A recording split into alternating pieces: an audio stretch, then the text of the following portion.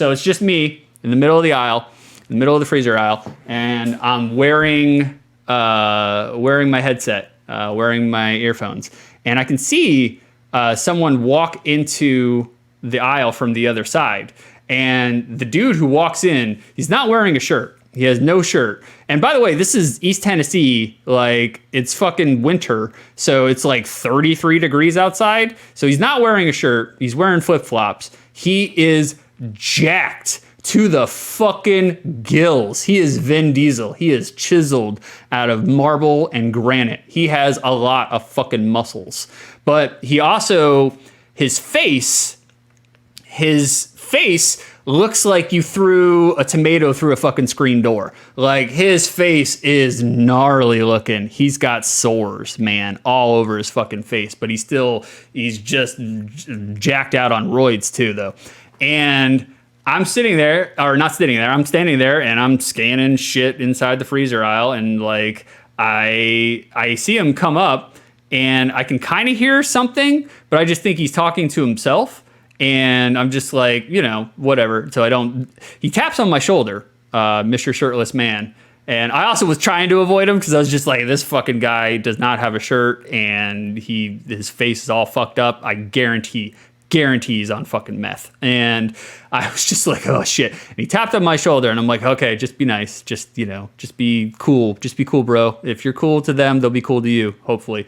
And he taps on my shoulder and he says, "You're not Sylvester Stallone." And I was like, I thought he was joking. So I take one earbud out. I hear him say, "You're not Sylvester Stallone." And I'm like, no, I'm not, brother. Wish I was, though. That'd be cool. And I put my earphone back in and then I go back to scanning. And then he comes up to where I was working. And like, after I had said that, he just kind of stood in place.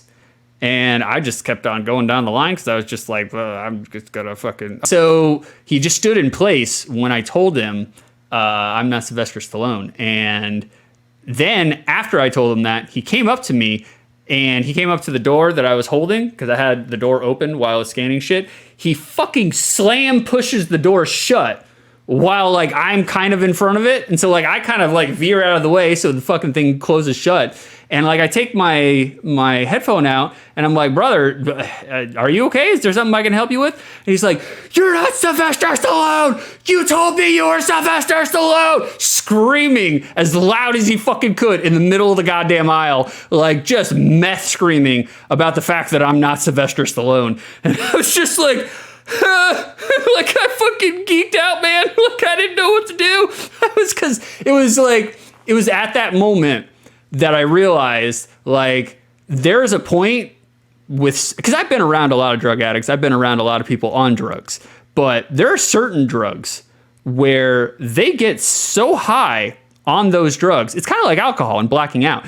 You are not going to be able to communicate to them anymore. They're no longer there. Like the receptor that's there to process normal human interaction and normal human conversation is no longer there. So like, I realized very quickly, I'm not going to be able to talk this guy down. I'm not going to be able to get through to him. And so I'm just like, I'll just go with like trying to calm somebody down from having a bad trip. It's okay, brother. It's okay. It's okay, dude. It's cool. No, I'm not him, but I know where he is. If you just give me a minute, if you're cool with it, I'll go get him. And he said, okay. He was like, okay. And then I booked it and started running. Like I wasn't even being cool about how I was running around. Like I got the fuck out of there super quick, like just bolted. And as soon as I started running and he said, okay, he started like making this noise, like this kind of like this lemon grab fucking noise. Like super loud, and I fucking ran from the freezer aisle all the way to the other side of the fucking store to where the manager's office was, And I got to the manager, the general manager, and I told him, hey, look, you got a live one in the fucking freezer aisle in front of the fucking Entenmann's frozen desserts. Like, he's feral. You guys need to do something about him. I don't know what you got to do. I'm done with the audit. I wasn't done with the audit, but I was just like, fuck it, you pass. Like, I was like, bro, if you see him eating any of the kids' cuisines, like directly in the middle of the aisle frozen, I suggest you let him. And then I left. I got the fuck out of there.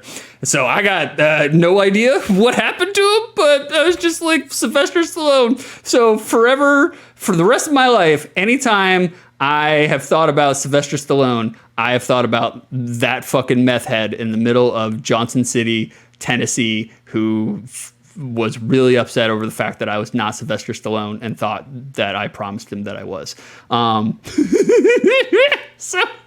So that's my Sylvester Stallone story.